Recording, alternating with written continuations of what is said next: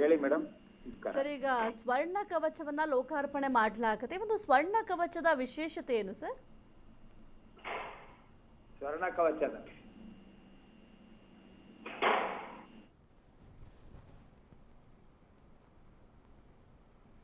Sir, ಇನ್ನು ಲಕ್ಷಕಂಠ ಗೀತ ಪಠಣ ಕೂಡ ಮಾಡಲಾಗತ್ತೆ. ಈ ಒಂದು ಲಕ್ಷಕಂಠ ಗೀತವನ್ನ ಈ ಒಂದು ಸಂದರ್ಭದಲ್ಲಿ ಯಾವ ಕಾರಣಕ್ಕೆ ಪಠಣವನ್ನ ಮಾಡಬೇಕಾಗತ್ತೆ? ಇದು ಉಡುಪಿಯವರು ಅನಾದಿ ಕಾಲದಿಂದಲೂ ಈ ಕಾರ್ಯಕ್ರಮವನ್ನು ನಡೆಸ್ಕೊಂಡ್ ಬಂದಿದ್ದಾರೆ. ಈ ಕಾರ್ಯಕ್ರಮ ಇವತ್ತಿನ ಕಾಲಘಟ್ಟದಲ್ಲಿ ಈ ಒಂದು ಕಾರ್ಯಕ್ರಮ ಬಹು ಮುಖ್ಯವಾಗಿರ್ತಕ್ಕಂಥದ್ದು. ಯಾಕೆ ಅಂತಂದ್ರೆ ಅಧರ್ಮ ಅಂತಕ್ಕಂಥದ್ದು ತುಂಬಾ ಉತ್ತುಂಗಿಕೆಯ ಸ್ಥಿತಿಯಲ್ಲಿ ಧರ್ಮ ಸ್ಥಾಪನೆ ಮಾಡ್ಲಿಕ್ಕೋಸ್ಕರವಾಗಿ ಒಂದು ಬೃಹತ್ತಾದ ಅಮೂಲ್ಯವಾದ ಕಾರ್ಯಕ್ರಮವನ್ನ, ಧಾರ್ಮಿಕ ಕಾರ್ಯಕ್ರಮವನ್ನ ಉಡುಪಿಯವ್ರ ಮಠದವರು ಈ ಕಾರ್ಯಕ್ರಮ ಕೋಟಿ ಲೇಖನ ಯಜ್ಞ ಅಂತ ಎಲ್ಲರಿಗೂ ಭಗವದ್ಗೀತಾ ಶ್ಲೋಕಗಳು 700 ಶ್ಲೋಕಗಳು ಇರ್ತಕ್ಕಂಥದ್ದು, ಮತ್ತೆ ಆ ಭಗವದ್ಗೀತಾ ಅದು ಒಂದು ಎಕ್ಸಸೈಸ್ ಕೊಡ್ತಾರೆ. ಅದು ಪ್ರತಿ ಮನೆಗೂ ಇದನ್ನೆಲ್ಲ ಕೋಟಿ ಲೇಖನ ಯಜ್ಞ ಬರ್ಲಿಕ್ಕೆ ಎಲ್ಲ ಕರ್ನಾಟಕದಾದ್ಯಂತ ಎಲ್ಲ ಮನೆಗೂ ಕಳಿಸಿದೆ, ಬೇರೆ ಬೇರೆ ಭಾಷೆನಲ್ಲಿ ಆಲ್ ಓವರ್ ಇಂಡಿಯಾಕ್ಕೆ. ಆ ಕೋಟಿ ಲೇಖನ ಯಜ್ಞದಲ್ಲಿ 3 ತಿಂಗಳು ಟೈಮ್ ಕೊಟ್ಟು ಭಗವದ್ಗೀತೆ ಬುಕ್ 700 ಶ್ಲೋಕ ಕೊಟ್ಟು ಅದಕ್ಕೊಂದು ಎಕ್ಸಸೈಸ್ ಕೊಟ್ಟು, ಆ ಎಕ್ಸಸೈಸ್ ತುಂಬಾ 700 ಶ್ಲೋಕಗಳನ್ನ ಪ್ರತಿಯೊಂದು ಮನೆಯಲ್ಲಿ ಪ್ರತಿಯೊಬ್ಬ ವ್ಯಕ್ತಿಗಳು ಬರೆದು ಮತ್ತೆ ವಾಪಸ್ ಕೊಡ್ಬೇಕು ಅಂತ ಕಳಿಸಿದ್ದಾರೆ.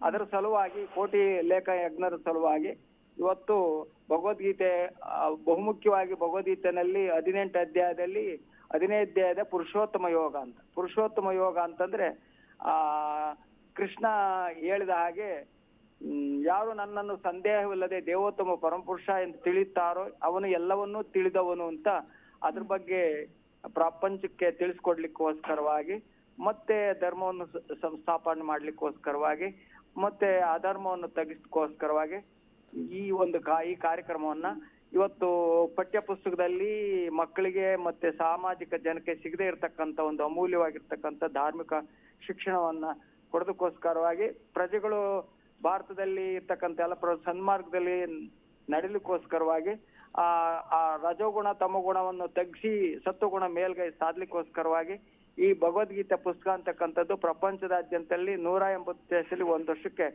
5 ಕೋಟಿ ಪುಸ್ತಕ 80 ಭಾಷೆನಲ್ಲಿ ಇದು ಮಾರಾಟವಾಗ್ತಿದೆ ಅಂತ ಒಂದು ಪ್ರಾಧಾನ್ಯವಾಗಿರ್ತಕ್ಕಂಥದ್ದು. ಆಮೇಲೆ ಭಗವದ್ಗೀತೆ ಇಲ್ಲ ಅಂದ್ರೆ ಜೀವನ ಇಲ್ಲ, without Bhagavad Gita there is no life ಅಂತ ಹೇಳ್ತಾರೆ ಮೇಡಮ್.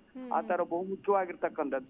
ಯಾರು ಭಗವದ್ಗೀತೆಯನ್ನ ಒಳಗಡೆ ಹೋಗ್ತಾನೋ ಫಸ್ಟ್ ಭಗವದ್ಗೀತೆ ಏನ್ ಹೇಳ್ಕೊಡುತ್ತೆ ಅಂದ್ರೆ ನಮ್ಮನ್ನ ನಮಗೆ ಪರಿಚಯ ಮಾಡಿಕೊಡುತ್ತೆ. ಯಾವ ವ್ಯಕ್ತಿಗೆ ನಮಗೆ ಪರಿಚಯ ಆಗುತ್ತೆ, ನಿಮ್ಮನ್ನ ನೀವು ಪರಿಚಯ ಮಾಡಿಕೊಟ್ಟಾಗ ಆ ವ್ಯಕ್ತಿ ಏನಾಗ್ತಾನೆ ಯಾವತ್ತು ಸಂತೋಷದಲ್ಲಿ ಪ್ರಾರಂಭದಿಂದ ಕೊನೆವರೆಗೂ ಸಂತೋಷದಲ್ಲಿರ್ತಾನೆ. ಮತ್ತೆ ಪ್ರತಿಯೊಂದು ಕೆಲಸವನ್ನು ಕೃಷ್ಣಾರ್ಪಣೆಯಿಂದ ಪ್ರತಿಯೊಂದು ಕೆಲಸದಲ್ಲಿ ಕೃಷ್ಣನ ಕೇಂದ್ರ ಬಿಂದುವಾಗಿ ಮಾಡ್ತಾನೆ.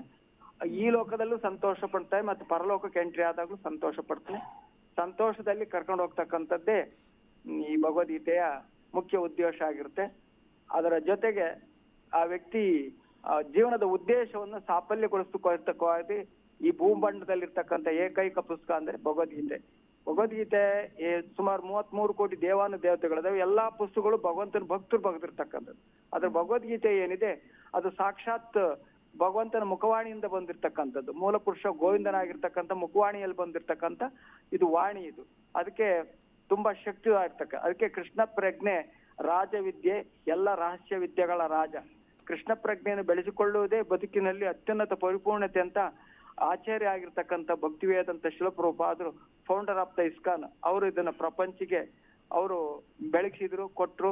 ಮತ್ತೆ ಪಾಶ್ಚಿಮಾತ್ಯ ದೇಶಗಳಿಗೆ 70ನೇ ವಯಸ್ಸಿನಲ್ಲಿ 40 ರೂಪಾಯಿ ದುಡ್ಡು ಇಟ್ಕೊಂಡು ಹಡಗಿನಲ್ಲಿ ಪ್ರಯಾಣ ಮಾಡಿ 70ನೇ ವಯಸ್ಸಿನಲ್ಲಿ ಅಲ್ಲಿ ಅಮೆರಿಕದಲ್ಲಿ ಯಾರು ಗೊತ್ತಿಲ್ಲದಂತ ಊರಲ್ಲಿ ದೇವರೇ ಇಲ್ಲಂತ ಊರಲ್ಲಿ ಇದನ್ನ ಅಲ್ಲಿ ಪ್ರಚಾರ ಪ್ರಾರಂಭ ಮಾಡಿ ಅಲ್ಲಿ ಇದನ್ನ ಇಸ್ಕಾನ್ ಅಂತಕ್ಕಂಥ ನಾಮಕ ಮಾಡಿ ಅದ್ರ ಮುಖಾಂತರವಾಗಿ ಇವತ್ತು ಪ್ರಪಂಚಕ್ಕೆ ಭಗವದ್ಗೀತೆ ಹಂಚಿದ್ದಾರೆ. ಸೊ ಈ ಭಗವದ್ಗೀತೆ ನಮ್ ಕೈ ಸಿಗೋತ್ತಿಗೆ ನಾವು ಬಹಳ ಸಂತೋಷವಾಗಿ ನಮ್ಮಂತರ ಎಲ್ಲರಿಗೂ ಇದನ್ನ ಬಹಳ ಸಂತೋಷದಿಂದ ನಾವೆಲ್ಲ ಬಹಳಕ್ಕೆ ಅನುಕೂಲ ಆಯ್ತು. ಸೊ ಅಂತ ಒಂದು ಮೇರು ಕೃತಿಯನ್ನ ಇವತ್ತು 80 ಭಾಷೆನಲ್ಲಿ ಇದು ಪ್ರಭುಪಾದರೇ ಪುಸ್ತಕ ಯಾಕೆ ಹೈಯೆಸ್ಟ್ ಸೇಲ್ ಆಗುತ್ತೆ ಅಂತಂದ್ರೆ ಇದು ಗುರು ಪರಂಪರೆಯಿಂದ ಬಂದಿರ್ತಕ್ಕಂಥವ್ರು. ಗುರು ಪರಂಪರೆ ಎಲ್ಲಿಂದ ಅಂದ್ರೆ ಕೃಷ್ಣ ಒಂದೇ ಜಗದ್ಗುರು, ಕೃಷ್ಣನಿಂದ, ಬ್ರಹ್ಮದೇವರಿಂದ, ವೇದವ್ಯಾಸರಿಂದ, ಆಮೇಲೆ ಶುಕಮುನಿಗಳಿಂದ, ಆಮೇಲೆ ಮಧ್ವಾಚಾರ್ಯರಿಂದ, ಆಮೇಲೆ ಮಾಧವಪುರಿಯಿಂದ, ಈಶ್ವರಿಂದ, ಚೈತನ್ಯ ಪ್ರಭುಗಳಿಂದ, ಪಂಚತತ್ವದಿಂದ, ಷಡ್ಗೋಸ್ವಾಮಿಗಳಿಂದ, ಹೀಗೆ ಹರಿದಾಸ್ ಠಾಕೂರ್, ಕೃಷ್ಣದಾಸ, ನರೋತ್ತಮ ದಾಸರು, ವಿಶ್ವನಾಥ ಚಕ್ರವರ್ತಿಗಳು, ಬಲದೇವ ವಿದ್ಯಾಪೀಠ, ಜಗನ್ನಾಥ ದಾಸರು, ಭಕ್ತಿವಿನೋದ್ ಠಾಕೂರ್, ಗೌರಕಿಶೋರ್ ದಾಸ ಬಾಬಾಜಿ, ಭಕ್ತಿ ಸಿದ್ಧಾಂತ ಸರಸ್ವತಿ ಗೋಸ್ವಾಮಿ ಮಹಾರಾಜ, ಭಕ್ತಿ ವೇದಾಂತ ಶೀಲ ಪ್ರಭುಪಾದು ಈ ಗುರು ಪರಂಪರೆಯಿಂದ ಬಂದಿರು. ಅವರು ಭಗವದ್ಗೀತನ ಎಲ್ಲೂ ಅದನ್ನ ಪ್ರಾಪಂಚಿಕ ವಿಷಯಕ್ಕೆ ಅಳಪಡಿಸದೆ ಅವರು ಕೃಷ್ಣ ಹೇಳ್ತಕ್ಕಂಥ ಯಥಾರೂಪದಲ್ಲಿ ಅದನ್ನ ಜನಗಳು ಮುಂದಿಟ್ಟಿರೋದ್ರಿಂದ ಅದು ಇವತ್ತು ಪ್ರಪಂಚದಾದ್ಯಂತ ಗುರು ಪರಂಪರೆಯಿಂದ ಬಂದಿರ್ತಕ್ಕ ಈ ಭಗವದ್ಗೀತೆ ಮಾತ್ರ ಹೈಯೆಸ್ಟ್ ಸೇಲ್ ಆಗುತ್ತೆ, 5 ಕೋಟಿ ಸೇಲ್ ಆಗುತ್ತೆ 180 ದೇಶದಲ್ಲಿ. ಪುರುಷೋತ್ತಮ ಯೋಗದಲ್ಲಿರುವ 20 ಶ್ಲೋಕಗಳ ಸಾರಾಂಶ ಏನು ಸರ್? ಪುರುಷೋತ್ತಮ ಯೋಗದಲ್ಲಿರ್ತಕ್ಕಂಥ 20ಗಳ ಸಾರಾಂಶ ಅಂದ್ರೆ ಕೃಷ್ಣ ಹೇಳ್ತಾನೆ, ಈ ಬದ್ಧ ಜಗತ್ತಿನಲ್ಲಿ ಎಲ್ಲಾ ಜೀವಿಗಳು ನನ್ನ ಸಣ್ಣ ಸಣ್ಣ ಅಂಶಗಳು. We are all part and parcel of the Krishna. ನಾವು ಕೃಷ್ಣನ ಒಂದು ಅವಿಭಾಜ್ಯ ಅಂಗ ಅಂದ್ರೆ ಸಣ್ಣ ಸಣ್ಣ ಭಾಗಗಳು. ನಾವು ಈ ಬದ್ಧ ಜಗತ್ತಿಗೆ ಅನಾದಿ ಕಾಲದಿಂದಲೂ ನಾವು ಕೃಷ್ಣನ ಅಂಶ ಆಗಿದ್ರು. ಈ ಬದ್ಧ ಜಗತ್ತಿಗೆ ಯಾವಾಗ ನಾವು ಅಂಟ್ಕೊಳ್ತೀವಿ, ಬದ್ಧ ಜಗತ್ತಿಗೆ ಬರ್ತೀವಿ, ಅವಾಗ ಏನಾಗುತ್ತೆ ಬದ್ಧ ಜೀವಿಗಳಾಗ್ತೀವಿ. ಬದ್ಧ ಜೀವಿಗಳಾಗೋದ್ರಿಂದ ನಾವು ಕೃಷ್ಣನನ್ನ ಮರಿತಾ ಹೋಗ್ತೀವಿ.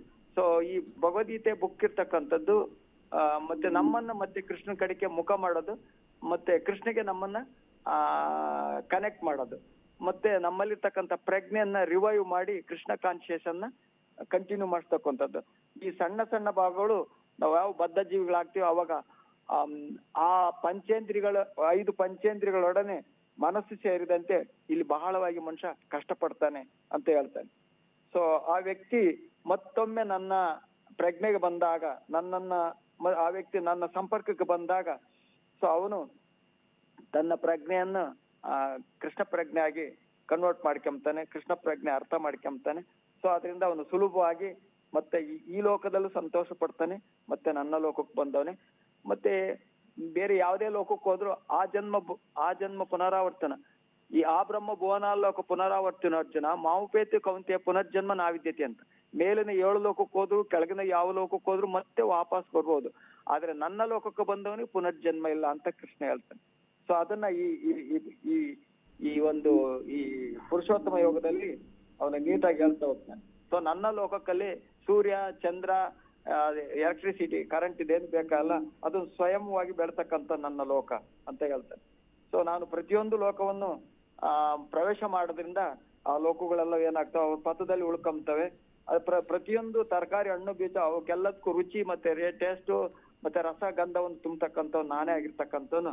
ಎಲ್ಲಾ ಜೀವಿಗಳಲ್ಲಿ ಇರ್ತಕ್ಕಂಥ ಜಠರಾಗ್ನಿಯು ನಾನೇ. ಆ ಜಠರಾಗ್ನಿ ಇರೋದ್ರಿಂದ ಎಲ್ಲಾ ತರದ ಆಹಾರವನ್ನು ನಾನು ಜೀರ್ಣ ಮಾಡ್ಲಿಕ್ಕೆ ನಾನೇ ಕಾರಣನಾಗಿರ್ತೀನಿ. ವೇದಗಳನ್ನು ತಿಳಿದವನು ನಾನು, ವೇದಗಳಿಂದ ತಿಳಿತಕ್ಕಂಥವ್ ನಾನು, ವೇದಗಳನ್ನು ರಚಿಸ್ತಕ್ಕ ನಾನಾಗಿದ್ದೀನಿ ಅಂತ ಹೇಳ್ತಾನೆ. ಚರಾಚರವಾದದ್ದೆಲ್ಲವೂ ಎಲ್ಲವೂ ಆಧ್ಯಾತ್ಮಿಕ ಮತ್ತು ಪ್ರಾಪಂಚಿಕ ಎಲ್ಲಾ ಜಗತ್ತು ನನ್ನಲ್ಲೇ ಅಡಕವಾಗಿದೆ ಅಂತ ಹೇಳ್ತಾ ಹೋಗ್ತಾನೆ. ಸೊ ಇಲ್ಲಿ ಬಹುಮುಖ್ಯವಾಗಿ ನಾವು ತಿಳ್ಕೊಂಬರ್ತಕ್ಕಂಥವನು ಈ ಅಕ್ಷರ ಮತ್ತು ಕ್ಷರ ಅಂದ್ರೆ ಪ್ರಾಪಂಚಿಕ ಮತ್ತು ಪಾರಮಾರ್ಥ ಇವೆರಡಕ್ಕೂ ಮೂಲನಾಗಿರ್ತಕ್ಕಂಥವ್ನು ನಾನು ದೇವೋತ್ತಮ ಪರಮಪುರುಷನಾಗಿದ್ದೇನೆ. ದೇವೋತ್ತಮ ಪರಮಪುರುಷನಾಗಿ ಯಾರು ನನ್ನ ಸಂದೇಹವಿಲ್ಲದೆ ದೇವೋತ್ತಮ ಪರಮಪುರುಷ ಎಂದು ತಿಳಿಯುತ್ತಾರೋ ಅವರು ಎಲ್ಲವರನ್ನು ತಿಳಿದವರು. ಇದು ವೇದಗಳ ಅತ್ಯಂತ ರಹಸ್ಯ ಭಾಗ ಅಂತ ಕೃಷ್ಣ ಹೇಳ್ತಾ ಹೋಗ್ತಾವನಿ ಈ ಪುರುಷೋತ್ತಮ ಯೋಗದಲ್ಲಿ ಹೇಳ್ತಾನೆ. ಸರ್, ಇನ್ನು ನವಗ್ರಹ ಕಿಂಡಿಯ ಮೂಲಕ ಶ್ರೀಕೃಷ್ಣನ ದರ್ಶನ ಮಾಡೋದು ಬಹಳ ಒಳ್ಳೆಯದು ಅಂತ ಹೇಳ್ತಾರೆ. ಅದರ ಪ್ರಾಮುಖ್ಯತೆ ಅಥವಾ ಅದರ ವಿಶೇಷತೆಗಳೇನು ಸರ್? ಏನ್ ಮೇಡಮ್? ನವಗ್ರಹ ಕಿಂಡಿಯ ಮೂಲಕ ಶ್ರೀಕೃಷ್ಣನ ದರ್ಶನ ಮಾಡಬೇಕು ಅಂತ ಹೇಳ್ತಾರೆ, ಅಂದ್ರೆ ಕನಕನ ಕಿಂಡಿಯ ಮೂಲಕ. ಯಾವ ಕಾರಣಕ್ಕೆ ಕನಕನ ಕಿಂಡಿಯ ಮೂಲಕ ದೇವರ ದರ್ಶನ ಮಾಡ್ಬೇಕಾಗತ್ತೆ, ಅದರ ಪ್ರಾಮುಖ್ಯತೆ ಏನು ಸರ್? ಅದು ಪ್ರಾಮುಖ್ಯತೆ ಮೇಡಮ್. ಕನಕನ ಕಿಂಡಿ ಅಂದ್ರೆ ಕನಕ ಅಂತಂದ್ರೆ ಒಬ್ಬ ಸಾಮಂತ ರಾಜನಾಗಿರ್ತಕ್ಕಂಥವನು ಕನಕ. ಆದ್ರೆ ರಾಜನಾಗಿದ್ದಾಗ ನೋಡಿ ಕೃಷ್ಣ ಒಬ್ಬೊಬ್ಬರಿಗೆ ಕೃಷ್ಣ ಕೆಲವರು ತಾನು ಕೃಷ್ಣನ್ ಭಕ್ತರಾಗಿ ಅಂಬಲಿಸ್ಕೊಂಡು ಹತ್ತು ಕರೆದು ಗೋಳಾಡಿ ಕಠಿಣ ತಪಸ್ಸು ಮಾಡಿ ಕೃಷ್ಣನ್ ಕಡೆಗೆ ಹೋಗ್ತಾರೆ.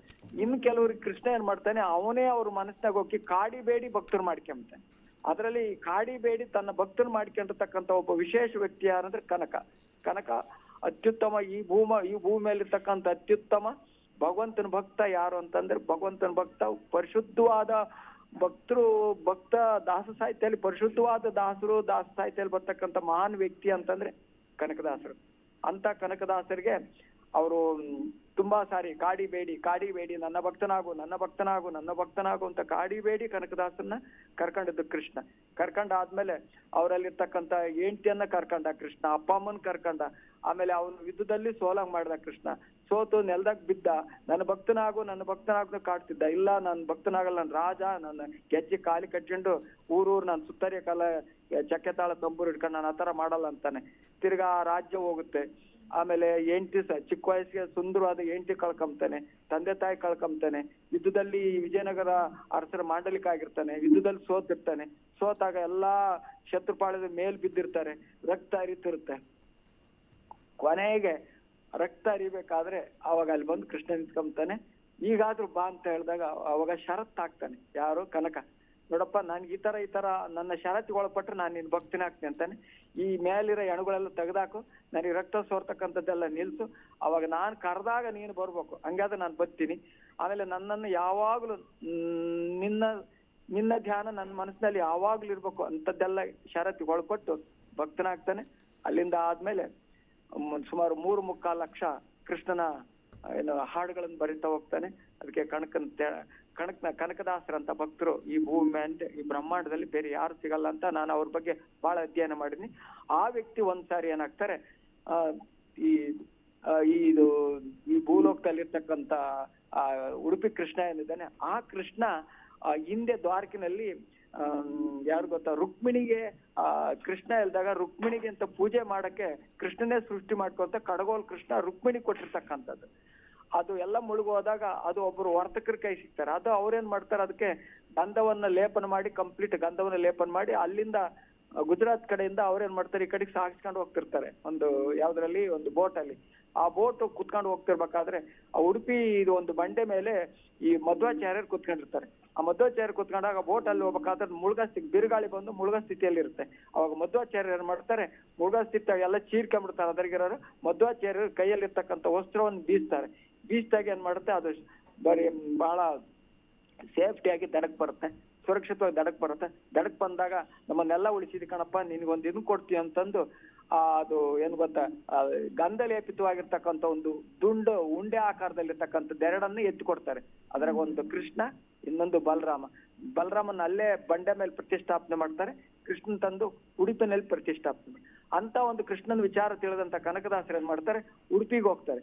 ಉಡುಪಿಗೆ ಹೋದಾಗ ಅವತ್ತಿನ ಕಾಲದಲ್ಲಿ ಈ ಏನಿದು ಈ ಬ್ರಾಹ್ಮಣ್ಯ ಅಂತಕ್ಕಂಥದ್ದು, ಈ ಪುರೋಹಿತ ವರ್ಗ ಅಂತಕ್ಕಂಥದ್ದು, ಅದು ಈ ಜಾತಿ ಭೇದಗಳಲ್ಲಿ ಉತ್ತಂಗ ಸ್ಥಿತಿಯಲ್ಲಿದ್ದಾಗ ನೀನು ಶೂದ್ರನಾಗಿರ್ತಕ್ಕಂಥವನು, ನೀನು ಇಲ್ಲಿ ಒಳಗಡೆ ಬರಂಗಿಲ್ಲ ಅಂತಂದು ಈ ಪುರೋಹಿತ ವರ್ಗದಲ್ಲ ಬ್ರಾಹ್ಮಣ ಶಾಹಿಗಳೆಲ್ಲ ಕನಕದಾಸರನ್ನ ಹೊರಕ್ ನೂಗ್ತಾರೆ. ನೂಕಿದಾಗ ಕನಕದಾಸರಿಗೆ ಬಹಳ ಮನ್ಸಿನ ನೋವು ಮಾಡ್ಕೊಂತಾರೆ, ಅಳ್ತಾರೆ, ಕರೀತಾರೆ. ಅವತ್ತು ಗೋರು ಮಳೆ ಹಿಡ್ದಿರುತ್ತೆ. ಹಿಂದೆ ಕೊಂಬಳಿ ಕೊಪ್ಪೆ ಇಟ್ಕೊಂಡು ಬಟ್ಟೆ ಹಾಕೊಂಡು ಕೊಂಬಳಿ ತಲೆ ಮೇಲೆ ಹಾಕೊಂಡು ರಾತ್ರಿ ಎಲ್ಲ ಕುತ್ಕೊಂಡು ಕೃಷ್ಣನ ಬಗ್ಗೆ ಹಾಡು ಹೇಳ್ತಾ ಹೋಗ್ತಾರೆ. ಬೆಳಗಿನ ಜಾವ ಪೂಜೆ ನಡೀತಾ ಸಮಯದಲ್ಲಿ ಏನಾಗುತ್ತೆ, ಆ ಕನಕನ ಭಕ್ತಿಗೆ ಮೆಚ್ಚಿ ಕೃಷ್ಣ ಪೂರ್ವಕ್ಕೆ ಮುಖ ಮಾಡಿರ್ತಕ್ಕಂಥವನು ಪೂಜೆ ನಡೆತಿದ್ದಂಗೆ ಈ ಸಡನ್ ಆಗಿ ಏನ್ ಮಾಡ್ತಾನೆ, ಪಶ್ಚಿಮಕ್ಕೆ ತಿರ್ಕೊಂಬಿಟ್ಟು ಆ ಗೋಡೆ ಎಲ್ಲ ಅದು ತೂತ ಪೀಸ್ ಬಾಯ್ ತುಕಡ ಆಗಿ ಎಲ್ಲ ಗೋಡೆ ಎಲ್ಲ ಉದುರಿ ಅವರಿಗೆ ಆದ್ಲಿ ತೂತು ಭಾಗವಾಗಿ ಆ ತೂತಿನಲ್ಲಿ, ಆ ಕಿಂಡಿಯಲ್ಲಿ ಕೃಷ್ಣ ಅವನಿಗೆ ಶ್ರೀಮನ್ನಾರಾಯಣ ಭೂಲೋಕದೊಡೆಯ 10 ಅವತಾರಗಳ ಮೂಲ ಪುರುಷ ಆಗಿರ್ತ ಗೋವಿಂದ ಆ ಕನಕನಿಗೆ ದರ್ಶನ ಭಾಗ್ಯವನ್ನು ಕೊಡ್ತಾನೆ. ಅವತ್ತಿನಿಂದ ಅದು ಕಿಂಡಿಯಾಗಿ ಶ್ರೇಷ್ಠ ಆಯ್ತು. ಭಕ್ತರಾಗಿರ್ತಕ್ಕಂಥವ್ರು ಕೃಷ್ಣ ನೋಡ್ಬೇಕು ಅಂತಂದ್ರೆ ಮಹಾನ್ ಭಕ್ತರು ಸಾಲಿಗೆ ಸೇರಿರ್ತಕ್ಕಂಥ ಕನಕದಾಸರ ಕಿಂಡಿ ಮುಖಾಂತರ ನೋಡಿದ್ರೆ ನಮ್ಮ ಬದುಕು ಎಲ್ಲ ಸಾರ್ಥಕ ಆಗುತ್ತೆ. ನಮ್ಮ ಪೂರ್ವ ಜನ್ಮದ ಕರ್ಮಗಳು ನಾವು ತೊಳ್ಕೋಬೇಕು ಅಂತಂದ್ರೆ ಅದು ಕೃಷ್ಣ ಪ್ರಜ್ಞೆಯಿಂದಲೇ ಸಾಧ್ಯ. 33 ಕೋಟಿ ದೇವತೆಗಳಿಗೆ ನಮ್ಗೆ ಈ ಪ್ರಾಪಂಚಿಕ ಸಂಪತ್ತೆಲ್ಲ ಸಂಪಾದನೆ ಮಾಡುವುದು. ಆದ್ರೆ ಪೂರ್ವ ಜನ್ಮದ ಕರ್ಮಗಳೆಲ್ಲ ತೊಳ್ಕೊಂಡು ನಾವು ಬಹಳ ಪರಿಶುದ್ಧರಾಗಿ ಆತ್ಮ ಸಾಕ್ಷಾತ್ಕಾರದ ಸ್ಥಿತಿಯಲ್ಲಿ ಹೋಗ್ಬೇಕು ಅಂತಂದ್ರೆ ಅದು ವಿಷ್ಣುನ ಭಾಗ ಮಾಡ್ಬೇಕು. ಅಂತ ದಿನ ಇವತ್ತು ಬಹಳ ಬಹಳ ಶುಭಕರವಾಗಿರ್ತಕ್ಕಂಥ ಅಮೂಲ್ಯವಾದ ದಿನ. ಅಂತದಕ್ಕೆ ಸಾಕ್ಷಿಭೂತರಾಗಿ ನಮ್ಮ ರಾಜ ಋಷಿಗಳಾಗಿರ್ತಕ್ಕಂಥವ್ರು ರಾಜ ಋಷಿಗಳಾಗಿರ್ಬೇಕಂತೆ, ಧರ್ಮ ಪ್ರವರ್ತಕರಾಗಿರ್ಬೇಕಂತೆ, ಧಾರ್ಮಿಕ ವ್ಯಕ್ತಿಗಳಾಗಿರ್ತಕ್ಕಂತೆ ಇಂಥ ಒಂದು ನರೇಂದ್ರ ಮೋದಿಯನ್ನು ಪಡೆದಂತ ನಮ್ಮ ದೇಶ ನಾವು ಧನ್ಯರು. ಬಹಳ ಸಂತೋಷದಿಂದ.